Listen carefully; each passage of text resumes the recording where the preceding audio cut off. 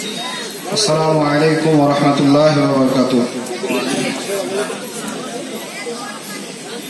ইন্নাল হামদালিল্লাহ নাহমাদুহু ওয়া নাস্তাঈনুহু ওয়া নাস্তাগফিরুহু ওয়া নাউযু বিল্লাহি মিন শুরুরি আনফুসিনা ওয়া মিন সাইয়্যাতি আ'মালিনা মান ইয়াহদিহিল্লাহু ফালা মুদিল্লা লাহু ওয়া মান ইউদ্লিল ফালা হাদিয়া লাহু ওয়া আশহাদু আন লা ইলাহা ইল্লাল্লাহু ওয়াহদাহু লা শারীকা লাহু وأشهد أن محمدا عبده ورسوله أما بعد فإن خير الحديث كتاب الله وخير الهدي هدي محمد صلى الله عليه وآله وسلم وشر الأمور محدثاتها وكل محدثة بدعة وكل بدعة ضلالة وكل ضلالة في النار.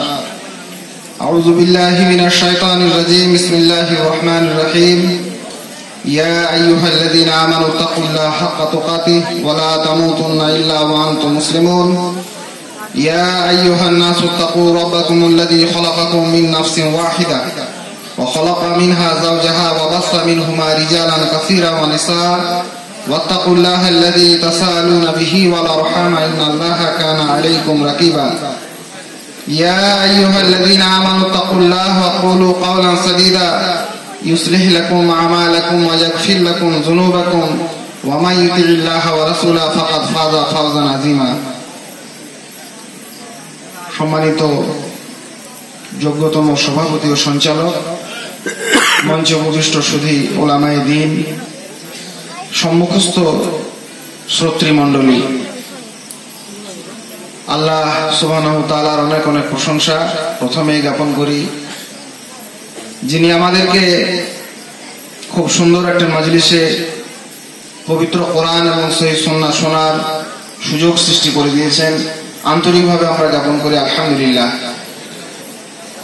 অনেক অনেক দরুদ সালাম বিবর্ষিত হোক নবী মুহাম্মদুর রাসূলুল্লাহ সাল্লাল্লাহু আলাইহি সাল্লামের উপর, একমাত্র যার দেখানো রাস্তা পথ আমাদের নির্দিষ্ট গন্তব্যে নিয়ে যেতে পারে, আমাদেরকে মুক্তি দিতে পারে, শান্তি দিতে পারে। আল্লাহুম্মা সাল্লি আলাইহি আল্লাহুম্মা বারিক আলাইহি। একটা বিষয় নিয়ে আজকে আপনাদের সামনে কয়েকটি কথা বলবো। আমা তৌফিক ইল্লা বিল্লাহ আলাইহি তাওয়াক্কালতু ওয়া ইলাইহি উনীব। আপনাদের কাছে সেই সব কথা বলার আগে কেটে কেটে কয়েকটি কথা বলি। প্রথম কথা হচ্ছে, এই 50 মিনিট মতো সময়, এই সময়টা জালসার কর্তৃপক্ষ মাধ্যমে জালসার যিনি সভাপতি, সার্বিকভাবে পরিচালক, তিনি আমাকে দিয়েছেন। এটা আমি একটি বড় নিয়ামত, গুরুত্বপূর্ণ একটা মূল্যবান সময় আমি পেয়েছি। দুজনেরই দায়িত্ব আছে, দুজন মানে দুপক্ষ, আপনাদেরও এবং আমারও। আমার দায়িত্ব হচ্ছে সেই সময়টাকে যথাযথ ব্যবহার করা, আপনাদের দায়িত্ব হচ্ছে সেই অপরের অধিকারে হস্তক্ষেপ না করা। এই যে সময়টা পেয়েছি, এই সময়টা তো আমার, আমি কথা বলবো, আপনারা শুধুই শুনবেন। যদি আপনারা কথা বলতে আরম্ভ করেন তাহলে কিন্তু এটি অপরের অধিকারে হস্তক্ষেপ করা হবে। এটি একটি অপরাধ, এটি একটি অন্যায়। মানুষ হিসেবে এটা বোঝা আপনার জন্য জরুরি। আপনি যদি না বোঝেন, এটি আপনার মনুষ্যত্বহীনতার একটি পরিচয়। পৃথিবীতে ইসলামের কোনো একটি জায়গাতে এই নিদর্শন নেই যে কাউকে বক্তব্যের জন্য সময় দেওয়া হলো আর আপনারা বললেন, কেউ না। আপনারা বলবেন, আপনাদের বলার সময় এলে বলবেন, নীরবতা পালন করুন। এরপরেও আলোচনা হবে দীর্ঘ সময় ধরে ইনশাআল্লাহ তাআলা, সেগুলি শুনে আমরা উপকৃত হব। আল্লাহ সকলের উপরে রহম করুন, আল্লাহুম্মা আমিন। 2 নম্বর কথা, কাফের মুশরিক তো আমরা নই, আমরা মুমিন। আমাদের এটা দাবি, আমরা মুসলিম, আমরা ঈমান এনেছি। কাজেই তদানীন্তন সময়ের মুশরিকদের যে কথা শোনার রীতি ছিল, আমাদের সেই রীতি থেকে আলাদা হতে হবে। নবী মুহাম্মদ রাসূলুল্লাহ সাল্লাল্লাহু আলাইহি সাল্লাম কথা বলতেন, সাহাবায়ে কেরাম তদানীন্তন সময়ের ইসলামিক স্কলাররা কথা বলতেন, কাফের মুশরিকরা বলতো শুনলাম, সামিনা ওয়া আসাইনা, মানতে পারলাম না। আর যারা মুমিন ছিল, সাহাবায়ে কেরাম হওয়ার সৌভাগ্য অর্জন করেছিলেন, তাদের কথা ছিল সামিনা ওয়া আতানা, শুনলাম এবং গ্রহণ করলাম। আমরা কারা? শুনি আর মানব না। শুনি আর অস্বীকার করব, এটা কথা নয়। কোরআন সুন্নাহ যখন আপনি অনুভব করলেন যে এটা পবিত্র কোরআন এবং সুন্নাহর কথা, মানব, আন্তরিক এই ইচ্ছা, এই নিয়ত নিয়েই এখানে বসুন, নচেত আখেরে আমাদেরই ক্ষতি হবে এবং আমরা ক্ষতিগ্রস্তের মধ্যে হব। আল্লাহ পাক রব্বুল আলামিন আমাদেরকে ন্যায়নিষ্ঠ কথা শোনার, বলার এবং সার্বিকভাবে তা গ্রহণ করার তৌফিক দিন। আল্লাহুম্মা আমিন। মনে রাখতে হবে, মানুষ মূলত যদিচ একটি অনুশাসনিক জীব, মানুষ একটা শাসন মেনেই চলে, সেই জন্য সেটা মানুষ। অন্যান্য প্রাণীরা কারোর ওই রকম অনুশাসন মানতে বাধ্য নয়। একটি প্রশাসনিক বাতাবরণের মধ্যেই মানুষ সীমাবদ্ধ। কিন্তু মানুষের মধ্যে একটা ফিতরাত আছে, একটা ওয়াসওয়াসা তৈরি হয় ইবলিস শয়তানের দেওয়া, একটা চক্রান্ত মানুষের হৃদয়ের মধ্যে কাজ করে, যেটা তাকে শেখায় নীতিহীনতা, কিছুই মানতে চায় না। নীতি যে জাতি মানে না, নীতিভ্রষ্টতাই যার একমাত্র পাথেয়, সে সেই জন্য নীতিও মানে না, নেতাও মানে না, কাকে মানবে? নীতি না মানার এই ফিতরাত, নীতিহীনতার এই ব্যাধি, এ মানুষের আজন্ম লালিত, শৈশব চর্চিত। একটা ছোট শিশুকে দিয়ে পরীক্ষা করবেন, কোনো কথা বলতে যাবেন, যখনই মানা করবেন তখনই সেটা করবে, যখনই সেটা করতে বলবেন তখন সেটা করবে না। করছিল, ওকে যদি বলা এটা করো, ঠিক আছে খুব ভালো, ছেড়ে দেবে। মানুষের ভিতরে যে নীতিহীনতা, মানবো না, না মানার একটা দ্রোহ, একটা বিদ্রোহ সবসময় মনের মধ্যে ঘোষণা করে। মানছি না, মানবো না একটা স্লোগান, এটা হচ্ছে মানুষের মনের মধ্যে ইবলিস শয়তানের তৈরি করা একটা দ্রোহ, কিছুই মানতে চায় না। এমনকি মানুষের জন্য এত কল্যাণকর বিষয়, অত্যন্ত কল্যাণকর, যা প্রতি মুহূর্তে মানুষ অনুভব করছে, বুঝতে পারছে যে এটা আমার জন্য খুব কল্যাণকর, উপকারী, সেটাকেও মানুষ মানে না। কিছুদিন আগে আমাদের দেশে একটা প্রশাসনিক আইন জারি হলো, হেলমেট পরতে হবে মানুষের মস্তিষ্কের সুরক্ষার জন্য। মানুষ পড়লো না, চিরকালই আছে আইন, পড়ে না। তারপরে জোর করে আমাদের দেশের সরকার এটা মানুষের কল্যাণের জন্য রীতি চালু করলো যে হেলমেট ব্যবহার না করলে তাকে তেল দেওয়া হবে না। পাম্পের মালিকদেরকে সব অর্ডিন্যান্স জারি করে দেওয়া হলো। কিছু ছেলেকে দেখলাম কি করলো জানেন, হেলমেটটা হাতে করে নিয়ে যাচ্ছি, পাম্পে ঢোকার আগে মাথায় দিচ্ছে। মানুষের জন্য এত কল্যাণকর একটি আইন, তার মস্তিষ্কের সুরক্ষার জন্য, তেল নেওয়ার জন্য হেলমেট তৈরি হয়নি, ও ব্যবস্থা তৈরি হয়নি, কিন্তু মানুষ মানে না। এত সহজ সরল, মানুষের উপকার করছে, টাটকা উপকার যা দেখতে পাচ্ছে, তাই যখন মানুষ মানে না, তখন ওই দূর ভিন দেশের কথা, আলমে বারজাকের কথা সহজে মানতে চায়। মনটাকে নিজে তৈরি করুন, মানবেন না, মানবেন না। যদি বলে আমি মানবো না, কোনো কথাই নেই, তাহলে তো সে কোনো বিষয়ের মধ্যে আসে না। এই দ্রোহ মনে রাখবেন, এটা আমার মনের মধ্যে তৈরি করছে ইবলিস শয়তান, এটা মানুষের রীতি নয়। মানুষ একটি অনুশাসনিক জীব, প্রত্যেকটা মুহূর্তে, প্রত্যেকটা পদক্ষেপে মানুষ কোনো না কোনো নীতিকে মানতে চায়। ইবলিস শয়তানই মানুষকে শেখায় নীতিহীনতা, কিছুই মানি না, মানবো না। ইবলিস শয়তান পৃথিবীর প্রথম লগ্নে, সৃষ্টি যখন সবে শুরু হলো, আল্লাহ সুবহানাহু ওয়া তাআলা তাকে একটা নির্দেশ দিলেন। মানব মনে ইবলিস শয়তান আর একটা জিনিস চালু করেছে, গোটা গোটা কথা ভালো করে মনে রাখবেন। সেটা কি? যে জিনিসটা মানুষের জন্য খুব জরুরি, যে কথাটা আমার বলা অত্যন্ত প্রয়োজন, সেটা বলবো আমি, সেইটা থেকে মানুষকে দূরে সরিয়ে রাখা। আর যে জিনিসটার কোনো দরকার নাই, সেই জিনিসটার মানুষ পিছনে পড়ে থাকা, এটা মানুষের একটা স্বভাবে পরিণত হয়েছে। যা আমার জন্য অত্যন্ত জরুরি, যেটা না হলে আমার চলবেই না, আমার জীবন, আমার মৃত্যু, আমার আমল, আমার ইবাদত সব বরবাদ হয়ে যাবে, যে জিনিসটা না জানলে, সেই জিনিসটা থেকে ইবলিস শয়তান প্ররোচনায় আমরা ক্রমশ কি থাকি, সরে থাকি। আর যা আমার জন্য কোনো দরকার নেই, তাই নিয়ে আমি পড়ে থাকি। যা আমার জন্য খুব জরুরি, তা থেকে আমি সরে থাকি, আর যা আমার জন্য মোটেই জরুরি নয়, তাই নিয়ে আমি পড়ে থাকি। এই রীতিকার, এটি মানুষের অভ্যাস নয়, এটি শয়তানের। ইবলিস শয়তানকে আল্লাহ সুবহানাহু ওয়া তাআলা বললেন, কুল্লা লিল মালাইকাতি ইসজুদু লি আদম, আদমের সামনে প্রণিপাত করতে, বিনত হতে সৃষ্টি করা হলো আদম আলাইহিস সালামকে। তো ইবলিস শয়তানের তখন কি কাজ ছিল, উচিত ছিল? আল্লাহ সুবহানাহু ওয়া তাআলা রাজত্বে সে বসবাস করছে, এত নিয়ামত উপভোগ করছে, তো সঙ্গে সঙ্গে আল্লাহর নির্দেশকে পালন করা, এই তার জন্য অপরিহার্য জরুরি কাজটা থেকে সে কি করলো, নিজেকে সরিয়ে নিয়ে এলো, নিয়ে অবাঞ্ছিত অপ্রয়োজনীয় জিনিসের পিছনে পড়ে গেল। কি অপ্রয়োজনীয় জিনিসটা? সে বলল খালাকতানি মিন নার ওয়া খালাকতাহু মিন তিন, আমাকে তৈরি করেছেন আগুন থেকে, ওকে তৈরি করেছেন মাটি থেকে, আনা খায়রুম মিনহু, আমি ওর থেকে উত্তম। এই যে প্রসঙ্গটা, এই যে বিষয়টা, এটা তো অবাঞ্ছিত। আরে কাকে কিসে থেকে তৈরি করেছে, আগুন থেকে, পানি থেকে, না মাটি থেকে? তোর কি রে?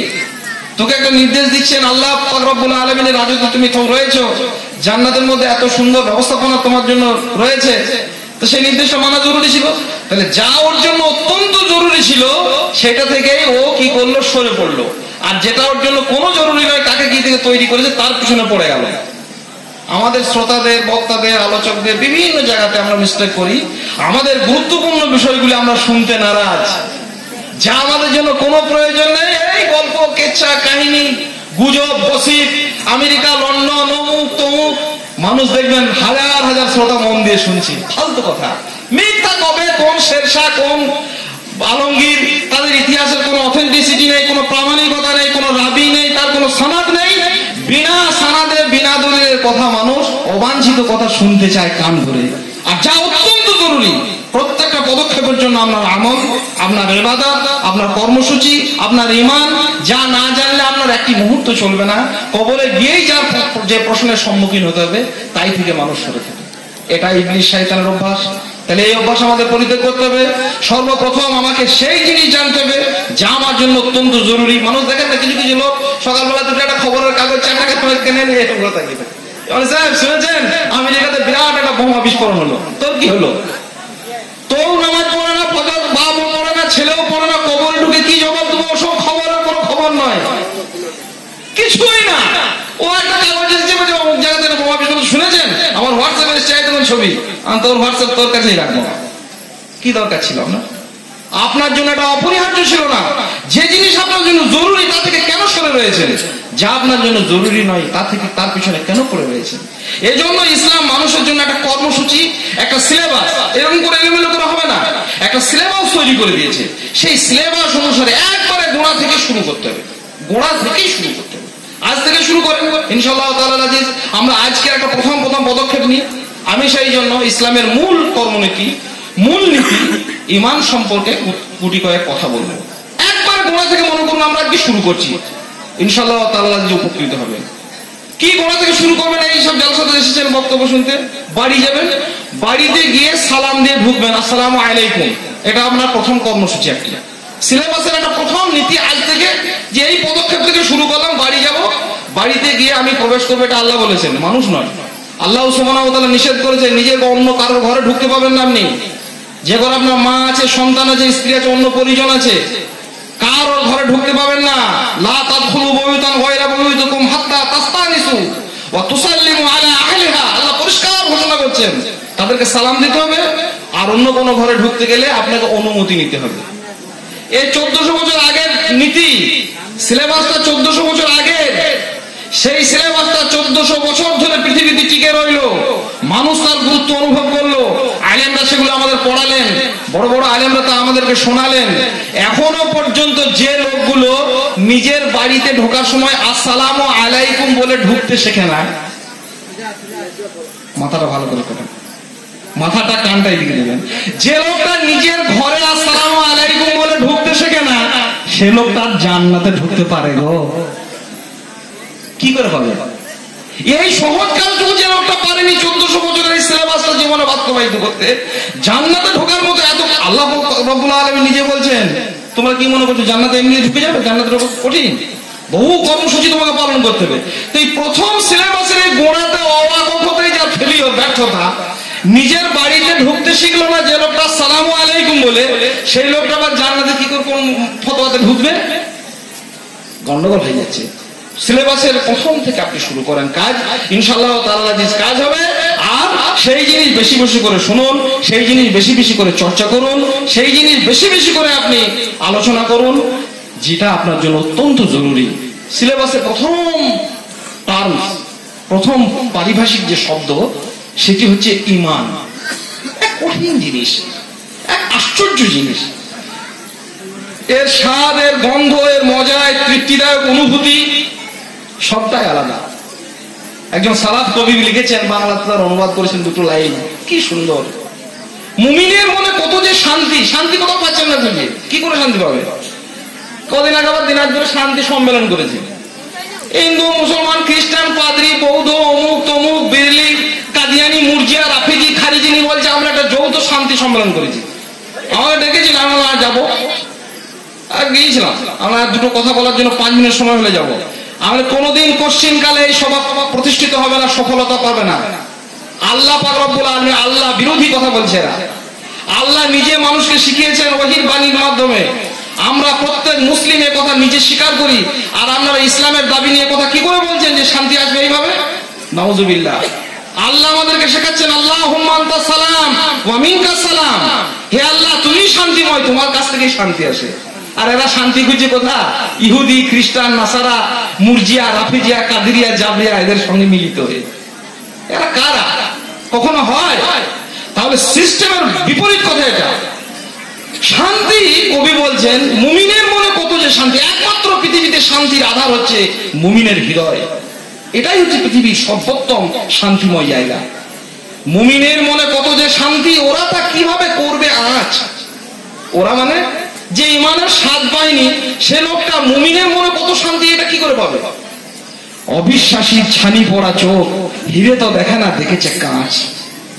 যে চোখে অবিশ্বাস আছে, বিশ্বাস নেই, যে হৃদয়ে কপটতা আছে, মুনাফিকি আছে, খুলুসিয়াত নেই, যে হৃদয়ে শিরক আছে, তাওহীদ নেই, যে হৃদয়ে বেদাতের ভ্রষ্টতা আছে, সুন্নাহ নেই, সেই চোখ দুটো হিরে দেখতে পায় না, কাঁচ দেখতে পায়। কাঁচকে হিরে মনে করে, হিরেকে কাঁচ মনে করে। চোখ ঝাপসা হয়ে গেছে, কি করে পাবে? মুমিনের মন কত যে প্রশান্তি, ওরা তা কিভাবে করবে আজ? অবিশ্বাসের ছানি পড়া চোখ হিরে তো দেখে না, দেখেছে কাঁচ। ইমানের আশ্চর্য সার। এই ইমান প্রথম সিলেবাসে খুব গুরুত্বপূর্ণ বিষয়, খুব তাৎপর্যপূর্ণ বিষয়। এটা আমাদের মনের মধ্যে আছে, আমরা তা ধারণ করি, আমরা তা বহন করি, আমরা তা গ্রহণ করি। পৃথিবীতে যত নবী এবং রাসূল আলাইহিমুসসালাতু ওয়াত তাসলিমরা এসেছিলেন, তারা পৃথিবীর মানুষকে জান্নাতের পথে ধাবিত করার লক্ষ্যে সর্বপ্রথম যে দাওয়াত দিয়েছিলেন সেটি হচ্ছে ইমানেরই দাওয়াত। ইমানের দিকেই মানুষকে ডেকেছিলেন, বিশ্বাসী হৃদয় তাদেরকে তৈরি করেছিলেন। একজন মানুষের মনে ইমান আছে না ইমান নেই, ইমান কমে গেছে না ইমান বেড়ে গেছে, এসব বিষয়গুলো আপনি আমি সকলে অনুভব করতে পারবেন। আপনি নিজে নিজে অনুভব করতে পারবেন যখন ভালো কাজ আপনাকে খুশি করে আর মন্দ কাজ আপনাকে অখুশি করে, তখন বুঝবেন আপনার হৃদয়ে ছিটে ফোটা ইমান আস্তে আস্তে আছে নিশ্চয়ই। আর যখন দেখবেন কোন ভালো কাজে আপনি তৃপ্তি পাচ্ছেন না, 500 টাকা মাসে দিচ্ছেন এর মধ্যে এসছে বলে, তবু মুখটা আমার বিকৃত হয়ে যাচ্ছে, যত সব আসছে। এই যদি হয় নিজেকে প্রশ্ন করবেন, ওটা অন্য কাউকে দেখার দরকার নাই। 2000 টাকা কোথাও একটা দান করে দিলে মুখটা আপনার গেল বেঁকে, আনন্দ পাচ্ছেন না দান করে। নামাজ পড়ে আপনার হৃদয়টা ফুরফুরে একটা মধুময় গন্ধ, একটা মনের মধ্যে একটা সুবাস অনুভব করতে পারছেন না। এখানে যে ইমান বলে একটি শক্তি, সেটা নষ্ট হয়ে গেছে। চিকিৎসা আছে, চিকিৎসার কথা বলবো। পৃথিবীতে সব রোগের জন্যই দাওয়া আছে, সব রোগের জন্য ওষুধ আছে, কাজে এটা ওষুধ থাকবে না এটা কথা না। আর ভালো কাজ আপনাকে যখন খুশি করছে না, নামাজ পড়ছেন, রোজা করছেন, হজ করছেন, যাকাত দিচ্ছেন, কিন্তু না কোনো আনন্দ খুঁজে পাচ্ছেন না, জানতে হবে ইমানের গড়বড় হয়ে যাচ্ছে। আর মন্দ কাজ আপনার চোখের সামনে ঘটছে, ওটাও দেখে আপনার কিছু মনে হচ্ছে না। চুরি করছে, মালে ভেজাল মেশাচ্ছে, ডাকাতি করছে, লুণ্ঠন করছে, জেনা, ব্যভিচার, সুদ, ঘুষ, কানে মোবাইল নিয়ে হরদম গান শুনছে, আপনি দেখছেন, কিন্তু আপনার মনে কোনো রেখাপাত করে না। ও করছে তো কি হবে, ওরকম কত লোক করে, ঠিক এরকম একটা মনোভাব। আরে ওরকম 5টা লোক, 10টা লোক, বহু লোক, 1000 লোক ওরকম করে বেড়াচ্ছে, সবার কি আছে। আজকালকার এমনকি মানুষ ছেলে মেয়ের বিয়ে দিচ্ছে, তাও দেখতে চায় না নামাজ পড়ে। আরে নামাজ আর কটা লোক পড়ে, ঠিক এরকম কথা, নামাজ আর কটা লোক পড়ে না, ওসব গুলো বলি, আর ওসব গুলো কোনো ঠিক নেই। মন্দ কাজ আপনাকে কষ্ট দেয় না, ভালো কাজ আপনাকে খুশি করে না, ইমান আস্তে আস্তে গড়বড় হয়ে যাচ্ছে। এটা একটা ইমানের স্বামী মোটামুটি পাবে। এই ইমান মানুষের মনের মধ্যে বাড়ে, কমে, দুর্বল হয়ে পড়ে, এতটাই দুর্বল হয়ে পড়ে যখন এই মানুষের পক্ষে কোনো ভালো কাজ করা সম্ভব হয়ে ওঠে না। আমরা অনেক মানুষকে নামাজের দাওয়াত দিই, ইমানহীন মানুষ, ইমানের অত্যন্ত এত দুর্বল আছে, এটা কখনো কখনো জুলুম হয়ে যায়। সেই জন্য আমরা বলি না যে মসজিদে অনেক মুসল্লি এসেছিল, বলে স্যার আপনি কিছুক্ষণ কাজ করলেন আবার চলে গেল, চলে যাওয়ার কি করবে, পদ্ধতিটা ভুল হয়েছে। ওকে প্রকৃত ইমানের স্বাদ গ্রহণ করানো যায়নি, ইমানের দাওয়াতও দেওয়া হচ্ছে না। শুধুই যদি বলি নামাজ পড়, নামাজ পড়তে শক্তি লাগে, কি করে শক্তি পাবে? ওর নামাজ হৃদয়ে ঈমান নেই। এরকম বহু মানুষকে বহু ভালো কাজে ঢুকিয়ে দেওয়া হয়, কিন্তু সে ছিটকে পালিয়ে যায়। একটা দুর্বল লোককে যদি বলা হয় 50 কেজি বোঝ তোমার উপরে চাপিয়ে দিলাম, তো পারবে না তো। সেই জন্য ভালো কাজ করার জন্য যে শক্তি, মন্দ কাজ থেকে বেঁচে থাকার শক্তি, এটা একটা ঈমানের বাহ্যিক এবং অভ্যন্তরীণ একটা রূপ। এটা আপনাকে অনুভব করতে হবে যে হ্যাঁ এটা পারবে না। ঈমান কি করে দুর্বল হয়ে যায়, আর সেই দুর্বল ঈমানের লক্ষণগুলি কি, কি করে বুঝবেন যে আমার ঈমানটা দুর্বল হয়ে গেছে, আর সেটা হয় কেন, আর তার মোটামুটি 2-4টে প্রতিকার কি, এ নিয়ে সলেহ আল মোনাজ্জিদ সৌদি বিশ্বের বিশিষ্ট দায়ী এবং আলেম, তার একটা লিখিত খুব ভালো স্ক্রিপ্ট আছে, খুব লম্বা চওড়া, সেসব বলতে গেলে ঘন্টার পর ঘন্টা। মাওলানা রয়েছেন, তাদের কাছে কখনো সময় হলে সুযোগ হলে একটা একটা করে পাঠ শিখবেন। আমি বইটা অনেকবার পড়েছি, খুব ভালো লেগেছে। তার থেকে কয়েকটা চয়ন করে আপনাদের সামনে ইনশাআল্লাহ তাআলা পেশ করব। দুর্বল ঈমান, যে ঈমানের কারণে, দুর্বলতার কারণে আমি কোনো ভালো কাজ করতে পারছি না, দুর্বল হয়, একটা করতে চাইছি না, একটা করতে পারছি না। মানুষ জানে অসুখ হলে দুর্বল হয়ে পড়ে।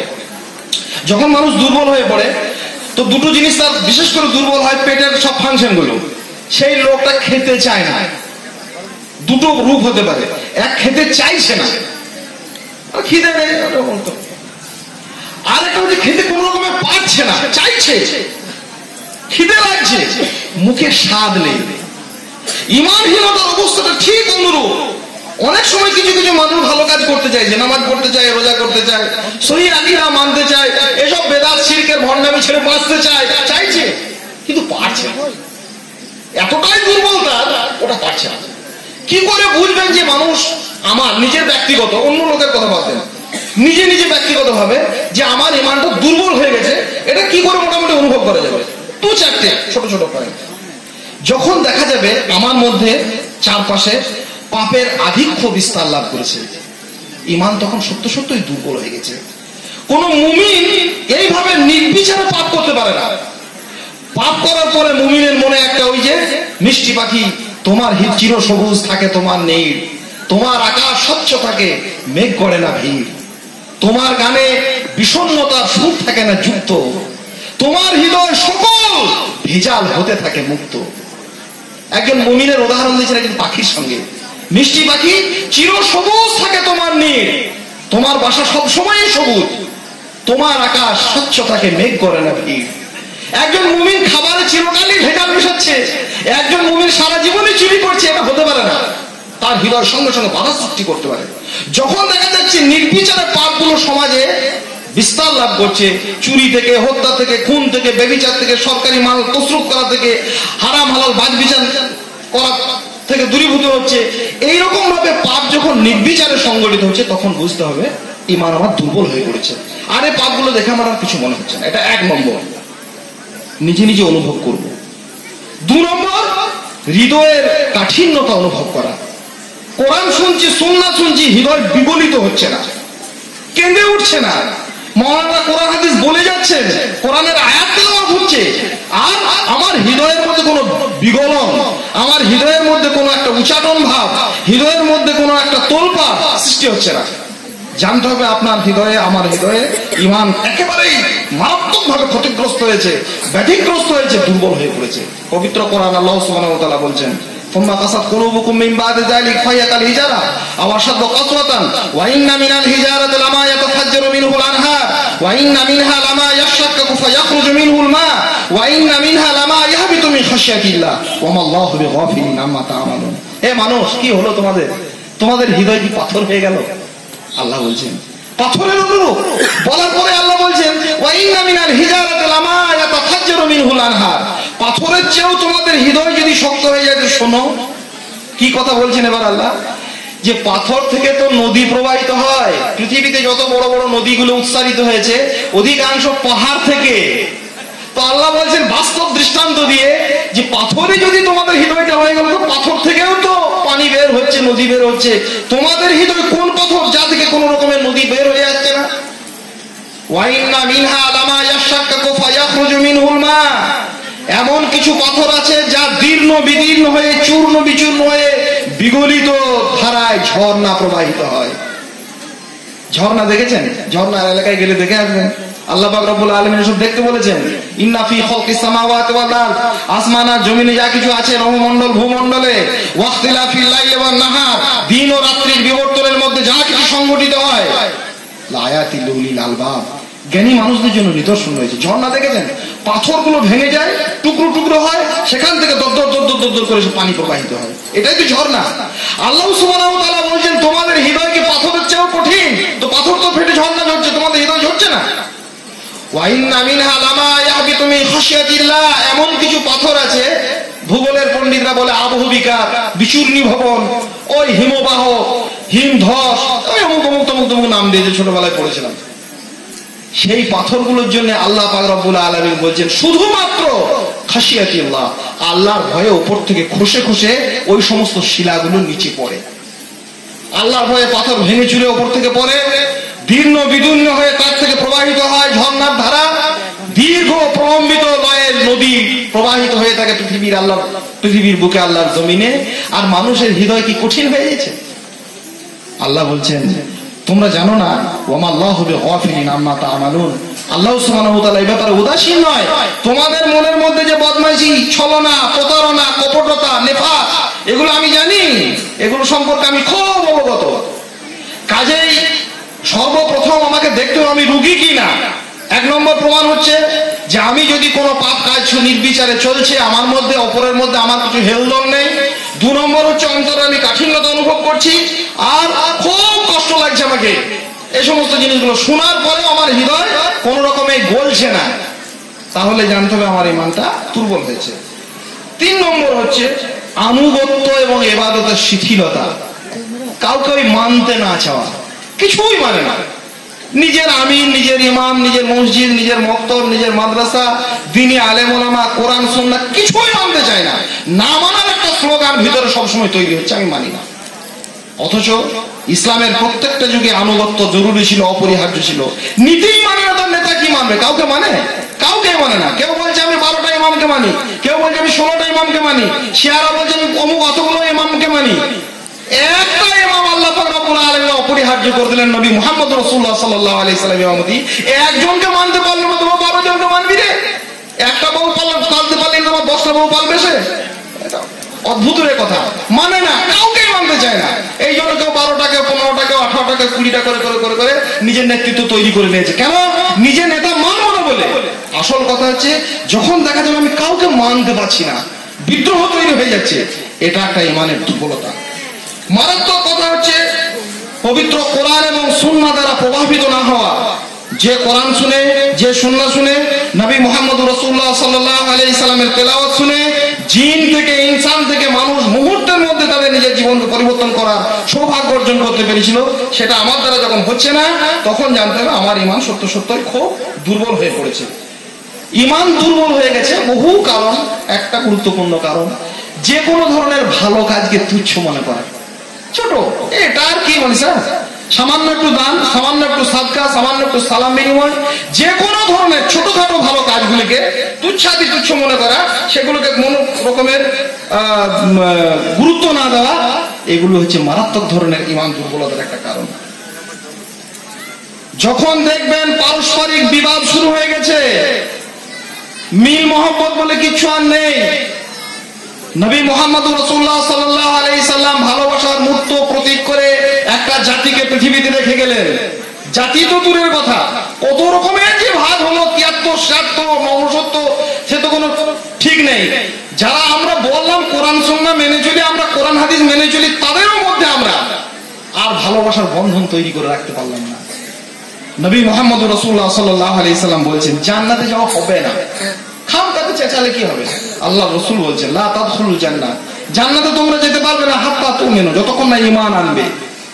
ওয়ালা তুমিনু হাত্তা তাহাব্বু, ততক্ষণ ঈমান আনাও সম্ভব নয় যতক্ষণ তোমাদের মধ্যে প্রীতির সম্পর্ক তৈরি হবে। আওয়ালা আদুল্লুকুম আলা শাই, আমি কি এরকম একটা কথা বলে দেব না? ফাইদা ফাআলতুমু, যখন সেটাকে তোমরা কৃতকার্য করবে, তখন তাহাব্বাতুম, আপসের মধ্যে ভালোবাসা সৃষ্টি করবে। রাসূল সাল্লাল্লাহু আলাইহি সাল্লাম নিজেই প্রশ্ন করে উত্তর দিচ্ছেন, আফসুস সালাম বাইনাকুম, নিজেদের মধ্যে তোমরা সালামের বিস্তার ঘটাও। এত বিভেদ, এত দ্বন্দ্ব, এত ঝামেলা, এত ঝগড়া, এত ফাসাদ নিয়ে কোন মুমিন তার ঈমানের অক্ষত অবস্থায় বেঁচে থাকতে পারে না। এটা প্রমাণ হচ্ছে আমাদের মধ্যে ইমানের অত্যন্ত শিথিলতা এবং দুর্বলতা আমাদের সৃষ্টি হয়ে গেছে অলরেডি, সেই জন্য আমরা এই কাজগুলো করতে পারছি না। শেষ নম্বর একটা কারণ, যখন দেখা যাবে সমাজে আমরা বুঝতে পারবো যে সত্য সত্য আমাদের ইমান দুর্বল হয়েছে, ব্যাপকভাবে অপরের চর্চা করবে মানুষ, কুচর্চা, অন্যায় ভাবে সমালোচনা। কোন ভালো মানুষ ভালো নেতৃত্বে এসছেন, ভালো কাজ করছেন, এ তো বহু পরের কথা। একেবারে নিজেদের ক্লোজ লোক, সাহেব বসে আছেন সভাপতি, আমি বলছি যে আলোচক, এখানে বসে আছেন বিশিষ্ট আলেম, নিজেদের মধ্যে একটু সরে গেলাম, হ্যাঁ কি বলছি জানো, ফালতু একদম কিচ্ছু না। একটি নবী মুহাম্মদ রাসূলুল্লাহ সাল্লাল্লাহু আলাইহি সাল্লামের জীবদ্দশার একটা বৃত্তান্ত শুনেন। নবী সাল্লাল্লাহু আলাইহি সাল্লাম কোন এক সফরে গেছেন, সঙ্গে আছেন পৃথিবীর সর্বোন্নত দুই ব্যক্তি, আবু বকর রাদিয়াল্লাহু তাআলা আনহু এবং ওমর রাদিয়াল্লাহু তাআলা আনহু। আবু বকর ওমর রাদিয়াল্লাহু তাআলা আনহু দুজনেই একটা তাঁবুতে আছেন। তাদের খিদমতের জন্য বিশিষ্ট কোন একজন সাহাবীকে রাখা হয়েছে, যে রান্না টান্না করবে, এরকম একটু জোগাড়জাত করে দেবে, তিনিও আছেন। ঘটনাক্রমে রাতে সবাই ঘুমিয়েছেন, খিদমতে যিনি নিযুক্ত ছিলেন তিনিও ঘুমিয়ে গেছেন। ইত্যবসরে ঘুম ভাঙছে, আবু বকর রাদিয়াল্লাহু তাআলা আনহু উঠছেন, ওমর রাদিয়াল্লাহু তাআলা উঠছেন, আর যার দায়িত্ব ছিল তিনি উঠতে পারেননি। এই সাহাবী দুজন আপোষের মধ্যে বলা বলি করছে যে এই লোকটা খুব ঘুম কাতুরে, এত ঘুম পাগলা লোক, উঠতে পারলো না। বিরক্তি সূচক মন্তব্য করছেন কখন, যখন সে নিদ্রিত অবস্থায় রয়েছে। এটি একটা গীবতের পর্যায়। সাধারণ দৃষ্টিতে আমরা তো কি করি সে আর কথা বলার নাই, সবাই জানছেন। মানুষ পাপ কাজ করলে আমরা আনন্দিত হই, এটা একটা ঈমান দুর্বলতার কারণ। পাপ দেখলে মুমিনের মনে কষ্ট হবে, আপনার ভাই কোন বিপদে পড়েছে দেখলে আপনার কষ্ট বোধ হবে, তবে আপনি মুমিন। সাহাবী দুজন কি করলেন, ওমর এবং আবু বকর রাদিয়াল্লাহু তাআলা আনহু, এরা উল্টো, মানে এদের মনের মধ্যে একটা অন্য কোনো ত্রুটি বিচ্যুতি নয়, এরা খুলুসিয়াতের সঙ্গে এমনি বলছে যে লোকটা এত ঘুম পাগল, এইরকম ঘুম কাতুরে। এই বলার পর লোকটিকে আস্তে আস্তে ওঠানো হলো। লোকটি উঠলেন, সাহাবী তিনি উঠলেন, উঠে বলছেন আমি ঘুমিয়ে গেছিলাম। হ্যাঁ তুমি তো ঘুমিয়ে গেছিলে, যাই হোক যাও আল্লাহ রাসূল সাল্লাল্লাহু আলাইহি ওয়াসাল্লামের তাঁবুতে যাও, নি কিছু তরকারি থাকে তুমি নিয়ে এসো, আমরা রুটি খাবো। তুমি তো কিছু করতে পারোনি, রান্না করার দায়িত্ব ছিল, পারেনি।